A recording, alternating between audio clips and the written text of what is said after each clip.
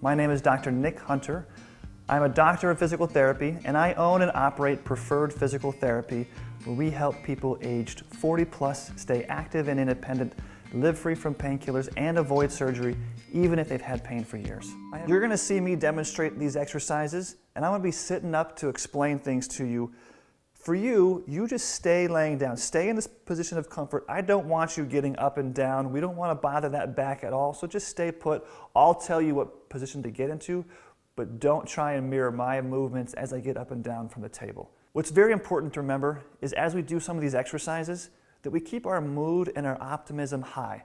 It's very easy to get shut down in this mood of despair, this mood of I'm not who I used to be, I can't move the way I can, and then we get frustrated, and sometimes we try and do more just to prove to ourselves that we can do more at the expense of causing more pain. We don't want to do that. We want to eliminate that mentality, remove that. We want to meet you where you are, allow your condition to take care of it, to give it time, allow your condition to have the time it needs to improve without rushing it. So be patient with yourself, and that's okay.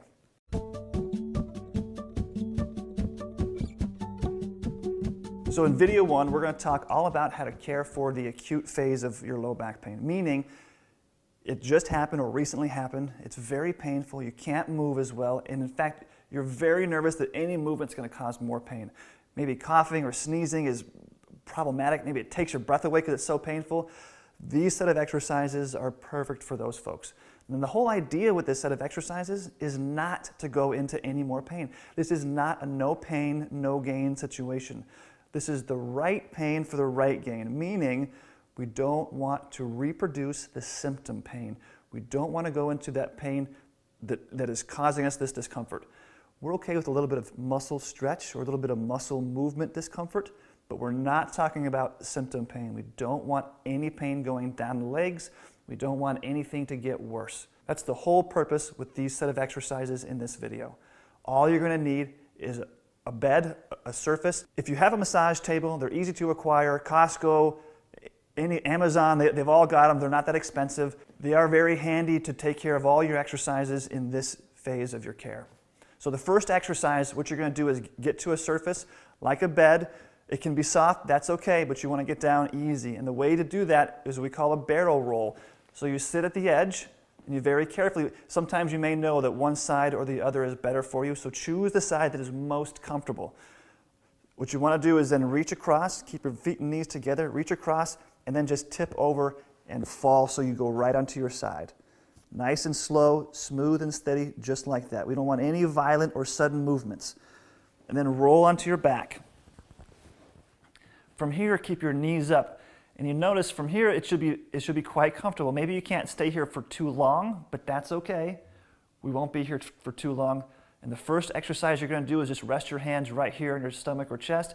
Feet and knees stay together, and these are called lower trunk rotations. So from this position, bring your knees and feet together, nice and tight. Rest your hands on your chest or belly area, that's fine. Relax your shoulders, your head and neck, everything should be relaxed. If you want to have a pillow, that's fine. The goal is be comfortable. And then we want to move our knees side to side. And the biggest thing is we want to keep our shoulders down, our upper trunk and torso is relaxed and in contact with the table or bed, and then we move our legs and knees to the side. Now it's okay if our feet come off the table a little bit, but you might notice you can't go that far. Maybe we're right here before it starts to get a little uncomfortable. Stop. That's as far as we're going to go. We just want to introduce a little bit of movement so that spine can begin to act normally.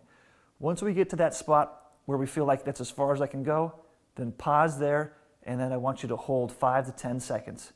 5 seconds if it's feeling like it's enough, I want to come back and be stable again. If you feel comfortable and as you breathe and as you relax, you're able to stay there for 10 seconds, great. Don't worry about going any more than 10 seconds. Some is good, more is not always better. And then we want to go back to the other side. Now you notice how easy, we're moving smooth and steady.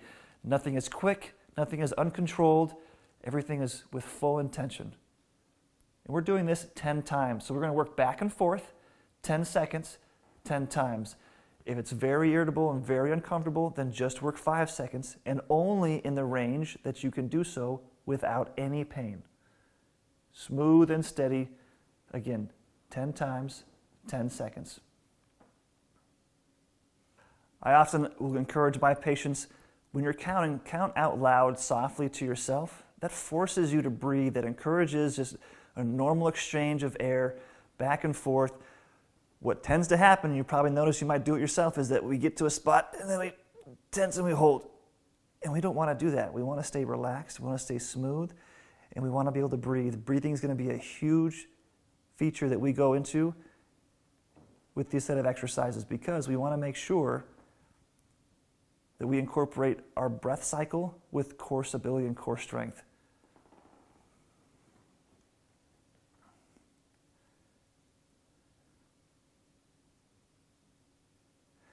As you go, you might notice that you can go a little bit further. If you can go a little bit further each time, great.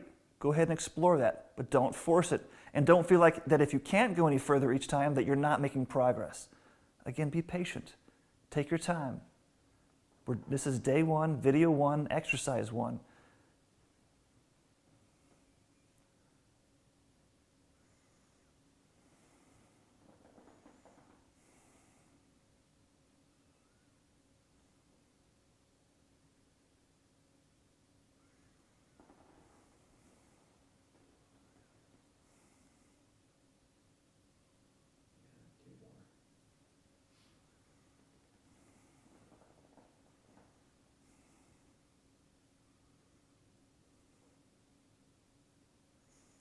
Now, it's okay if your hip and pelvis come up off the table. That's okay. We just want to make sure that the shoulder stays down and in contact. What we don't want to do is avoid kind of this roll where our whole body is rolling, because we're not getting that twist that we're trying to accomplish with this lower trunk rotation. Think of it like a rag in the sink. We want to almost wring out the tension in that low back, and that's what we're working on doing.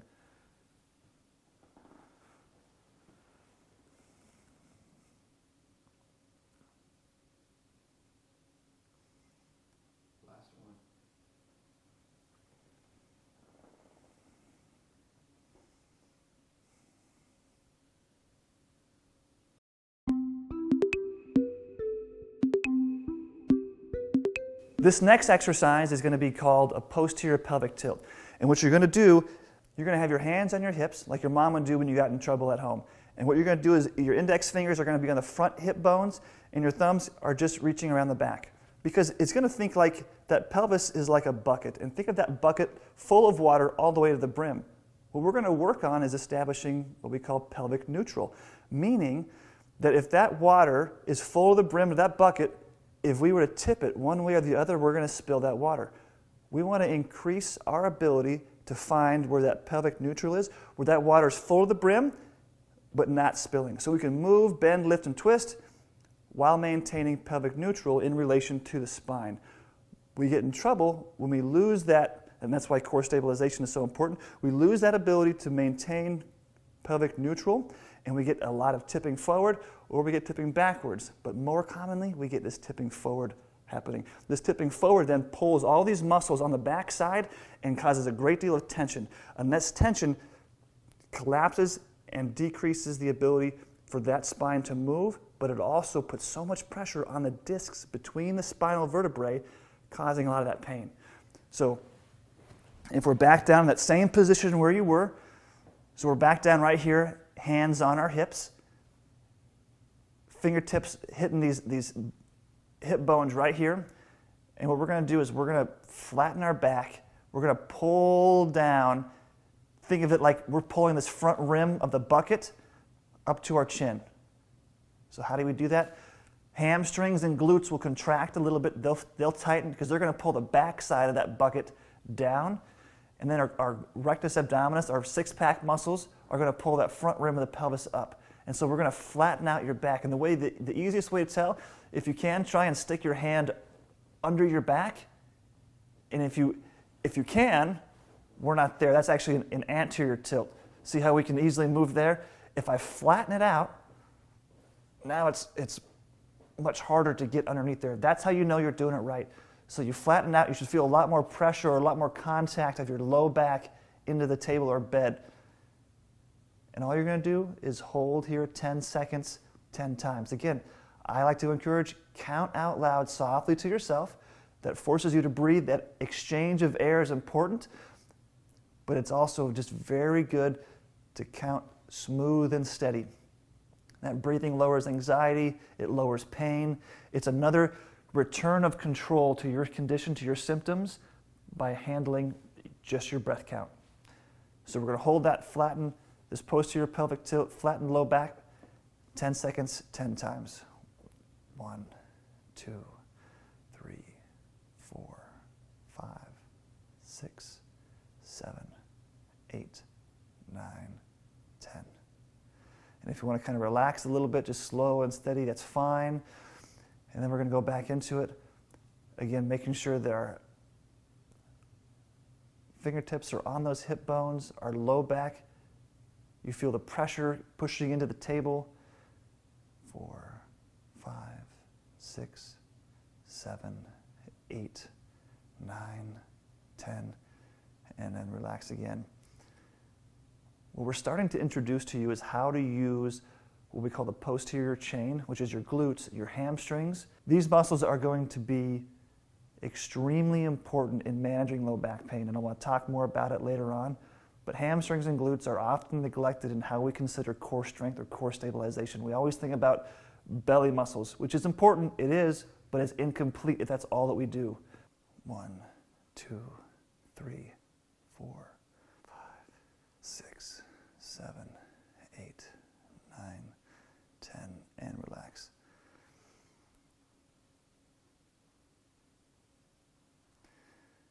And again.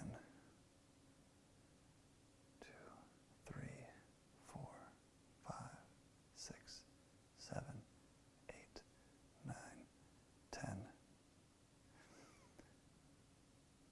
One thing I want you to consider as we're doing this is the importance of how different levers and pulleys in the body, especially around our spine, are going to be as we try and coordinate them. So you're noticing we're doing the front top half in coordination with our bottom back half. So we're doing the posterior chain and then our core from the front to work on how to tip that pelvis and manage control, because we want to be able to do it here laying down with nothing else going on, no other confusion going on, because we want to be able to reproduce this when we stand, so when we bend, lift, twist, and move, we can maintain this control and not feel like it takes such a concerted effort.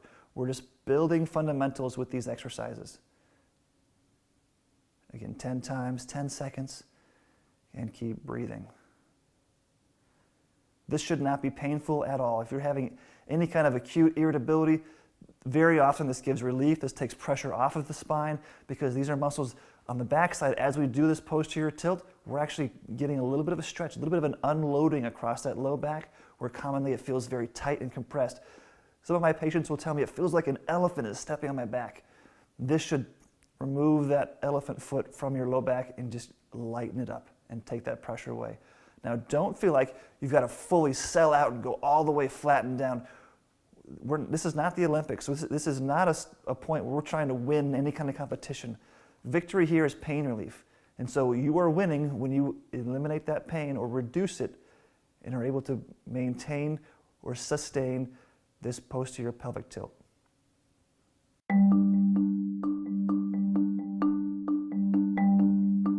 This exercise, this next exercise is fundamentally so important because it capitalizes the lever that exists from our transverse abdominis. This is the muscle that actually wraps around from front to back, but it inserts into this back part this thick band of thoracolumbar fascia.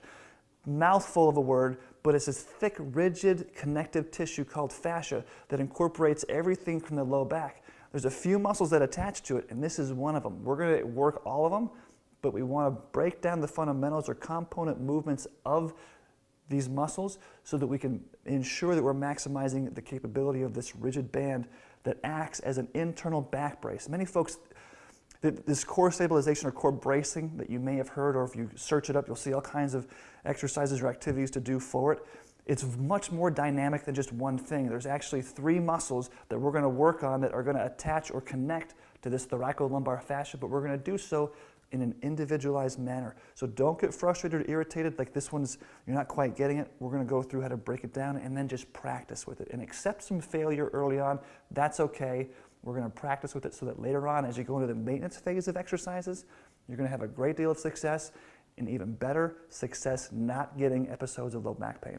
Your third exercise is gonna be just like the same setup as before, feet together, knees together, hands right here on your hips. This time what you're gonna do is you're gonna sneak your fingertips from the hip bones and you're gonna come in just a little bit, maybe about, bring your hip bones to about this middle knuckle of your fingers.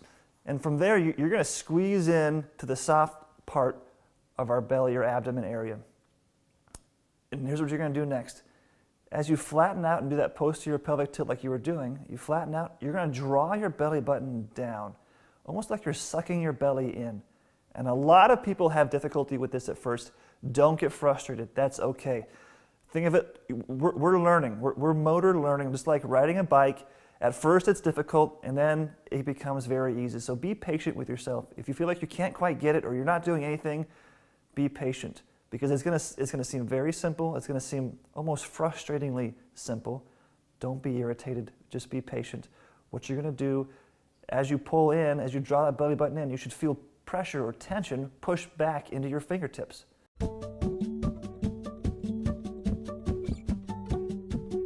Okay, this next exercise is called the draw in. We call it the transverse abdominis draw in. Very similarly, like before, knees up, feet flat, fingertips on those hip bones.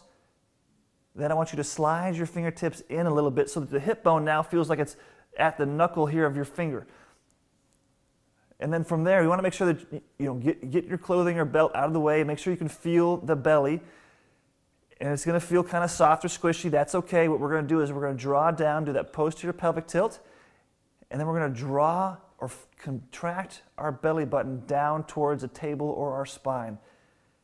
And many of you are going to think, what? That's okay. What you're going to think about doing is pulling this belly button down or straight back into the table. And doing so is what is going to engage that thoracolumbar fascia. We're going to feel pressure across the backside, kind of come to the front. And then you're going to feel muscle tension or pressure pushing into your fingertips, which is why your fingertips are so important. Because you'll know you're doing it right if when you relax and kind of exhale and everything goes loose, it's soft and squishy, and then you contract, you're going to feel that pressure or tension gather under your fingertips. And you line it up through those hip bones into the belly. And we're doing this 10 times, 10 seconds. Again, if you can't do 10 seconds, 10 times, slow it down. Do 5 seconds. Do 2 breaths and then take a break. That's okay to do. Biggest thing is make some progress, make some commitment to do something to move and to increase the stability and flexibility of your spine. Just because I say 10 seconds 10 times doesn't mean it won't work if you don't do it. Be patient with yourself. Go slow. If you need breaks, take them. That's okay. Don't cause more pain. And then you're going to relax. Now here's what's going to happen. Oftentimes people will go in to do this draw in and then their shoulders will come up off the table or their head trying to do almost like a crunch. We don't want to do a crunch. We want to stay relaxed and loose in our upper trunk, head, neck, torso area. We do the draw, we do the posterior pelvic tilt, then we do the draw in, we hold down and back and we're squeezing. Holding 10 seconds, 10 times. And I say count out loud, 1, 2, 3, 4, 5, 6, 7, 8, 9, 10, and then relax and repeat again. What you might notice is that seconds 5, 6, 7, 8, you may be noticing we're getting softer and squishier through that midsection. Take a break, pause, just do 5 to 6 seconds. Once you feel that you're losing that contraction, take a break. That's okay to do. Okay, draw it in, hold it back, count again to 10, relax the upper shoulders, just do a check. Make sure they're relaxed, loosen them up, draw in, hold 10 seconds. 1, 2, 3, 4, 5, 6, 7, 8, 9, 10. This next exercise, we're going to work on stretching or improving the mobility of our hips and particularly the musculature of our glutes. They're so important in core stabilization. They often are overlooked, but they're also very underserved. So one thing that we're going to work to do is try and reduce some of the tension, some of the pull that is often incorporated with some of that tension that we gather in our low back. So in that same position, we're going to lay down. Your entire video 1 can stay right here except for one exercise, and I'll show you that later. What you're going to do next is just bring one leg up. Your ankle is going to be resting on your knee. Both hands, interlock your fingers and reach down towards your knee. Now, if for whatever reason you can't get here, maybe it's too painful, you can't quite reach, or we're having some difficulties, you can get a belt or a dog leash or a beach towel, a sheet, something, wrap it underneath here. Just have it with you, wrap it underneath here, and you can pull up that way just to reduce whatever strain or difficulty you might be having. For the most part, fairly easy. Interlock your fingers, reach down, grab that knee, and we're going to aim this knee towards our opposite shoulder. What we're going to do is try and get a bit of a stretch across this outside part of our leg, and more particularly into our hip.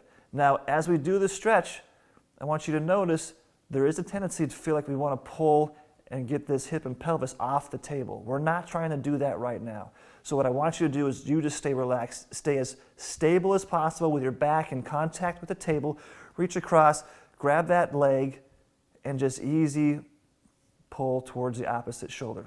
Now, if you get to the point where it's stopping and you can't quite go any further and you're not really feeling much of a stretch, that's okay. It's all right. We're just getting some movement. We want to get some pull, some rotation across the backside or bottom half of that spine to get some decompression across those joints. Easy, 20 seconds, 5 times. Again, count out loud softly to yourself. That forces you to breathe as you pull across.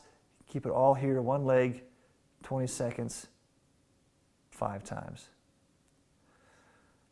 3, 4, 5, 6, 7, 8, 9, 10, 11, 13, 14, 15, 16, 17, 18, 19, 20. Good, and repeat 4 more times. Things to notice as well, relax your upper shoulders and trunk. You should not feel like you're having to bring everything flexed or forward off. Your head or neck should not be straining. So just run a check. Am I relaxed? Am I comfortable in my upper half or trunk as I do this stretch?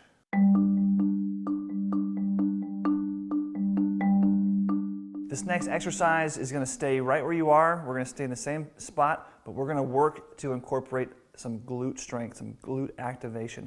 And the glutes are so important. I can't stress enough about how much they incorporate into spine stabilization and overall spine health. And we neglect them because we so often are sitting for most of the day. We sit so often for driving, for work, for whatever else that we're doing, whether it's watching TV. We mute those hips, we mute those muscles, and that causes them to weaken or atrophy.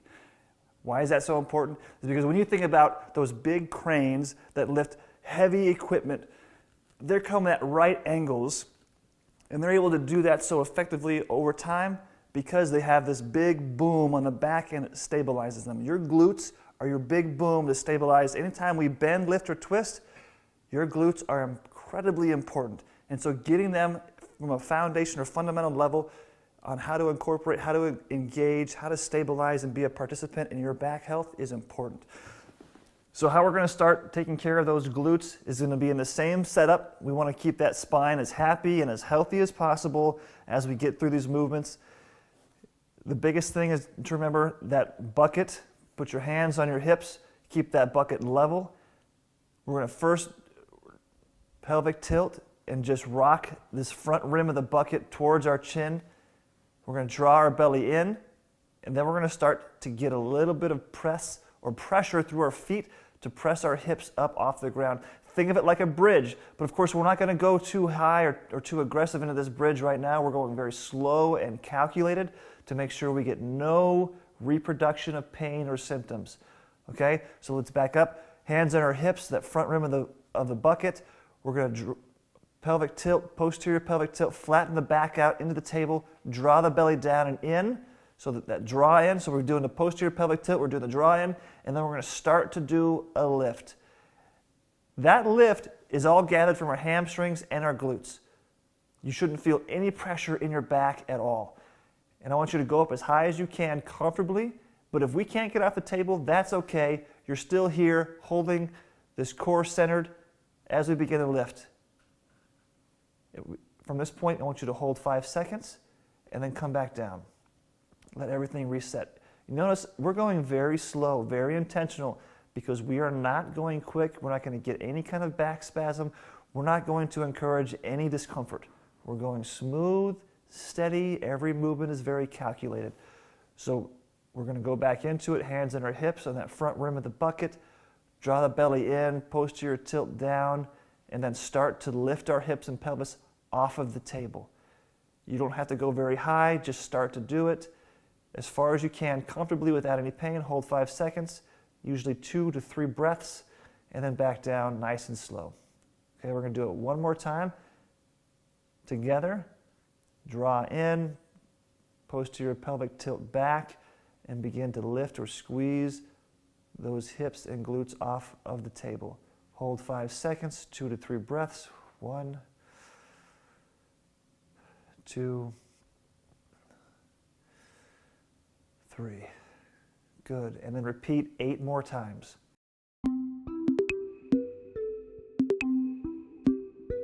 This next exercise, we're going to work to mobilize some of the nerves down the leg. It's important that we decompress or allow some movement of those nerves. Now here's a fun fact about nerves. They don't stretch. They don't like to pull.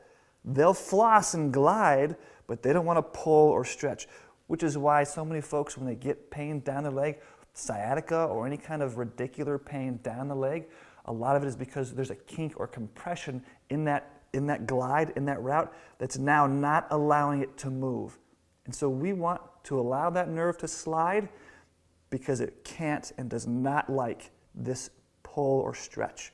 Okay? So you're going to start out in that same position. We're starting out in this same position on our back, feet flat, hip and pelvis are level. What you're going to do is bring this leg up, interlock your fingers behind your knee. Now from here you notice my shoulders, my upper trunk and torso, everything is flat and relaxed. If you want to use a pillow still, that's totally fine. Your next move is you're going to pull your toes to your shin, and then you're going to push your heel up to the ceiling. Now you're only going to go as far as you can. Once you feel that stretch in the hamstring, great. That's all we're going for. If you can't go that high, if you get to here and you're feeling like maybe a little bit of pull or tension in your back, then stop there. Don't go any further. You're going to hold 5 seconds. It's a brief hold. Still breathing. Relax the upper trunk. 3, 4, 5, and come back down and relax. We're going to repeat that 15 times. Pull the toes to the shin. Push the heel to the ceiling. Everything is loosey-goosey in the upper half of our body. Push that heel to the ceiling, and don't feel like, if you can't go as high as I can, that you're doing it wrong or you're a failure. You're not. Just be patient. You'll get there. 5 seconds. Again, we're repeating that 15 times. We have 13 more. Pull the toes up. Push the heel to the ceiling. No pain. We don't want any discomfort in your back. Just a quick 5 second. Again, we're not trying to stretch. We're just trying to mobilize that nerve, okay? And then we're going to do the same thing to the other side.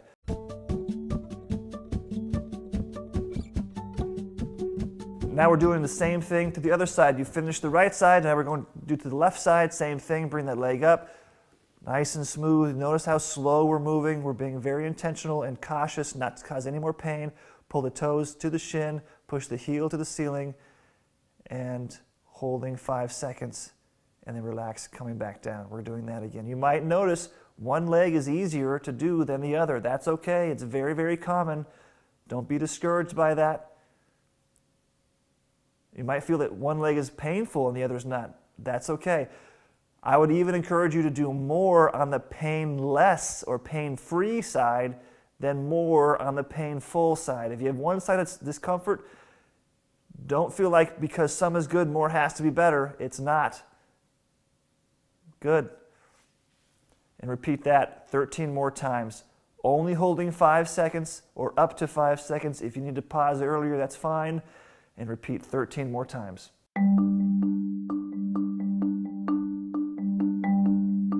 This is the last exercise that we're going to do in this video, and the whole effort with this is to get some extension or some recovery of upright position, because often we can't get upright or we have pain when we go into extension. So what you might need with this is a pillow. If you don't have one out already, I would encourage you to get a pillow. In this video, this is the only time I'm going to have you get up or move from the position that you've been in the whole video. Because what we're going to do is we're going to roll onto our stomach, okay? And so how do you do that? We're going to break that down for you here. If I have the pillow out, what we want to do is we want to scoot all the way to one edge, okay? So just very carefully, very slowly scoot to one edge. Should not be painful. And then you're going to roll to your side, okay? And then we're going to try and straighten the bottom leg out and then slide this underneath. Now what I want to do with this pillow is we want to get this pillow underneath our hips. Now if you notice right here, as far as you can go, that's fine. What we're going to work to do is decompress that back. And so you're going to notice if we can get this pillow down a little bit lower at our hips, that's best. And so sometimes even just getting pressure through our elbows onto our knees, we can lower that pillow right under our belt buckle or belly button. And then from here, this lowers how much extension that we're going to get, or this lowers how much pressure that extension is going to cause to that low back. We want to introduce this movement, but not get overzealous in trying to get all of it back in one day, because we're not. Right here is the exercise. We're going to start right here with our elbows right underneath our shoulders, and we're going to hold this position of slight extension, because standing or upright position is actually a moment of extension, and we have to be able to sustain extension, but we want to introduce it slowly, comfortably, without more irritation. So we're going to be here upright like this. We call it prone on elbows because we're face down and we're on our elbows. And we're going to be here for 10 seconds. You just relax your breathing. Everything is smooth and steady. At the end of 10 seconds, we're going to slowly slide our elbows back just a little bit, because then we're going to allow our upper trunk and shoulders to fall flat this way. Now this often gives some relief, because what we're doing now is we're leveraging or fulcruming our upper half of our trunk and torso away from our lower half, so we get a small traction moment or a small decompression moment across that low back and spine. What that's going to end up doing is give those nerves a little more space. It actually improves the height of the disc, so it's less irritable, and it relaxes those muscles, gets a little bit of a stretch out of that passive tension or pull that exists in those spinal muscles. So we're down for 10 seconds. So it looks just like this. We're going to stay here for 10 seconds. 1, 2, 3, 4, 5, 6, 7, 8, 9, 10.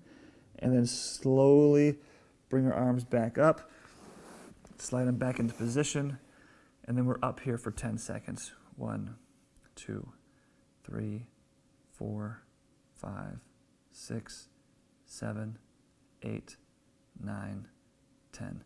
Now, two things that often happen here is I'll try and hold my upper trunk and body up by flexing those back muscles. That can cause a lot of pain.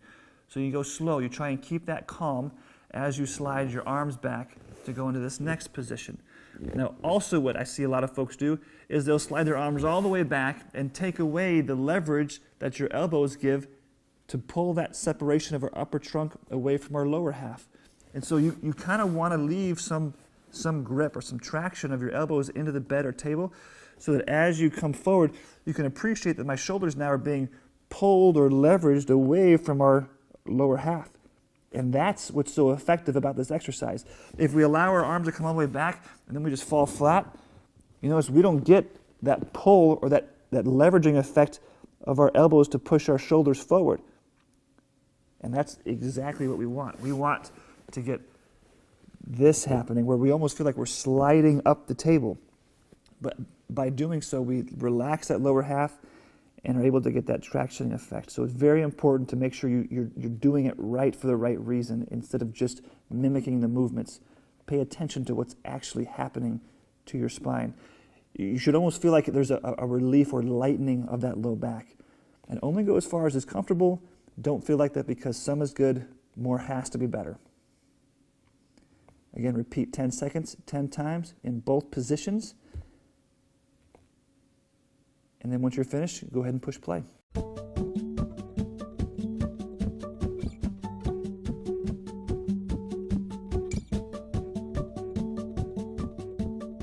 So that concludes video 1. It's important to remember you use this video up until we're starting to do all those exercises in their completeness and entirety without increasing pain. If we're still having to do very slow movements or be very cautious with how we're doing things, then we're not quite ready to move to the next video. But if you're going full motion with our trunk rotations, knees all the way down to the table, you're able to do these prone on elbows with very little discomfort, maybe a little bit, but otherwise very little discomfort, and you're moving much easier, then you're ready for video 2. The whole purpose, do these every day, sometimes even multiple times a day, so that you can maintain that mobility. One of the worst things you can do with any kind of spine pain is to lay in bed all day. I know it's a temptation because it's the only time that you're not in killer pain, but it is very important that you find some movement, some of these exercises, maybe not all of them, but some of these that you are able to do, able to sustain without increasing your pain. Hugely important.